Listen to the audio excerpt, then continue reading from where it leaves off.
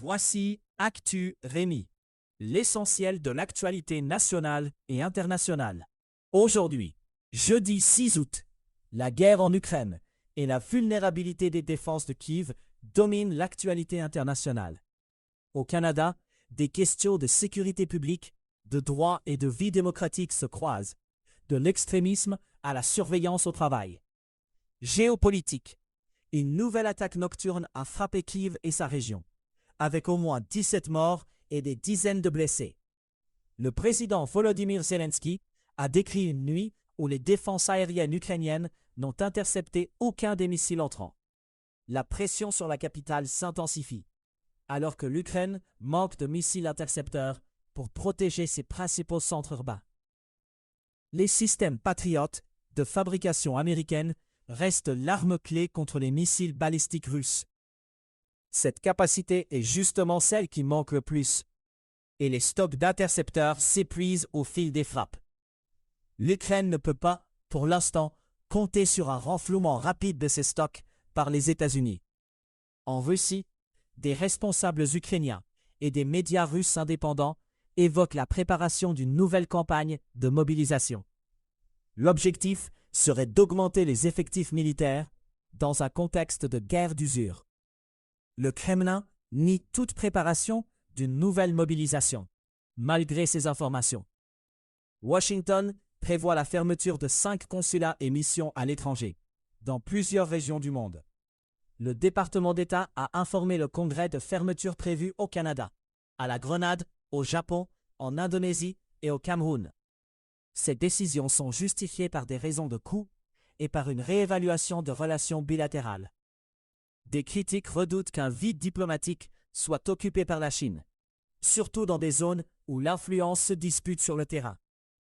Au Bangladesh, l'ancienne première ministre Sheikh Hasina annonce vouloir rentrer d'exil malgré une condamnation à mort. Son intervention coïncide avec le 2e anniversaire de sa destitution. Elle avait fui le pays en hélicoptère après près de 2 mois de manifestations en 2024. Les Nations Unies ont fait état d'environ 1400 morts durant cette période de troubles. Téhéran affirme que des discussions avec Oman sur le détroit d'Ormuz entrent dans leur phase finale. L'Iran présente ce dossier comme un accord en voie d'achèvement sur ce passage maritime vital. Ni les États-Unis ni Oman n'ont commenté publiquement l'existence ou les termes d'un tel accord. Canada. Dans une petite ville de l'Alberta, des résidents disent avoir été ébranlés par un rassemblement de type entraînement associé à un groupe suprémaciste blanc. Une enquête visuelle a observé des hommes masqués, portant des t-shirts, transportant des lits de camp sur un pont. Le groupe Second Sons Canada y aurait tenu son événement annuel, parfois décrits comme des nationaux. Des habitants parlent d'un sentiment d'insécurité et d'un choc face à l'ampleur et à l'organisation du rassemblement. Une analyse rapide conclut que le changement climatique causé par l'humain a rendu certains feux de forêt environ 2 fois plus probables. L'évaluation vise des incendies survenus dans les territoires du Nord-Ouest et en Ontario. Le constat s'accompagne d'un avertissement sur la nécessité de s'éloigner des combustibles fossiles pour limiter l'intensification de ces conditions extrêmes. Au Québec, la Cour supérieure a autorisé un recours collectif contre l'Université McGill. La poursuite allègue que l'établissement n'a pas pris des mesures raisonnables pour protéger des étudiants juifs contre la discrimination. Le dossier s'inscrit dans le climat sur les campus après les événements du 7 octobre 2023. L'autorisation ouvre la voie à une procédure en fond sur la conduite de l'université et ses obligations de protection. Dans plusieurs grandes entreprises canadiennes, des travailleurs dénoncent la montée de la surveillance de l'activité à l'écran. Des employés affirment que des logiciels suivent leur temps d'utilisation et leurs gestes sur ordinateur. Ils décrivent des effets négatifs sur la santé mentale, avec un stress accru et une impression de contrôle permanent. La pratique soulève des questions sur l'équilibre entre gestion de la productivité et respect de la vie privée au travail. Les trottinettes électriques gagnent en popularité, mais les risques d'accident restent bien documentés. Au moins 10 décès ont été recensés en 5 ans, et les collisions sont en hausse. Des experts signalent des blessures graves et une cohabitation parfois tendue sur les routes et les trottoirs. Ils insistent sur un facteur central, celui du comportement des usagers, au-delà des seuls enjeux d'infrastructure. Dans la perspective d'élections provinciales, le Parti libéral du Québec recrute James Hughes dans la région de Vaudreuil. James Hughes dirige la mission Old Brewery, une organisation bien connue pour son travail auprès des personnes en situation d'itinérance à Montréal. Il tentera de succéder à la députée Marie-Claude Nichols, qui a annoncé son retrait de la vie politique. Ce recrutement place la question de l'itinérance et des services sociaux au cœur d'une candidature très surveillée. Science. En République démocratique du Congo, le directeur général de l'Organisation mondiale de la santé, Tedros Adhanom Ghebreyesus, s'est rendu sur place. Il avertit que la riposte doit changer d'échelle face à une flambée d'Ebola qui s'accélère. Dans certains foyers, le nombre de nouveaux cas a doublé au cours de la dernière semaine. L'OMS parle d'un besoin urgent de renforcer massivement les efforts sur le terrain pour casser les chaînes de transmission. Des chercheurs ont clarifié l'origine de la plupart des cancers de l'ovaire les plus mortels. Ces formes commenceraient presque toutes dans les trompes de Fallope et non dans les ovaires. Cette nouvelle compréhension peut modifier la prévention et la stratégie de réduction du risque. Elle peut aussi orienter des décisions cliniques chez des patientes à haut risque, en ciblant davantage l'organe d'origine. Une controverse vise la destruction de livres utilisés pour l'entraînement de systèmes d'intelligence artificielle. L'entreprise Anthropic fait face à une vague d'indignation liée à cette pratique. Le débat touche directement la valeur du patrimoine imprimé et la façon dont des données sont obtenues pour former des modèles. Il soulève aussi des questions concrètes de méthode, de responsabilité et d'acceptabilité sociale autour des chaînes d'approvisionnement en contenu. Climat. Au Guatemala, les autorités déclarent terminer l'éruption du volcan Fuego après environ 50 heures d'activité. Plus de 1700 personnes avaient évacué, tandis qu'une alerte rouge visait des zones proches.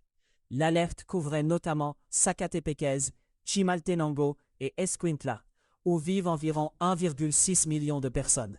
Les autorités demandent toutefois de rester prudents, car le volcan peut entrer à nouveau en éruption. En Colombie-Britannique, des manifestants tentent de freiner l'exploitation des dernières forêts anciennes. Certains dorment directement sur la route pour empêcher l'accès aux opérations de coupe. L'enjeu se mesure aussi en temps long, avec des arbres ayant mis près d'un millénaire à pousser.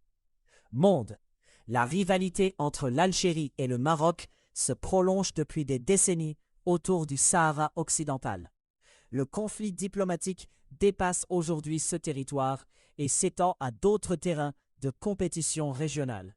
Les tensions structurent des choix d'alliance et un rapport de force durable entre les deux pays. En Inde, le journaliste Tarun Tejpal a été condamné dans une affaire de viol datant de 2013. La Haute Cour de Bombay, siège de Goa, a annulé un jugement de 2021 qui l'avait acquitté de toutes les accusations.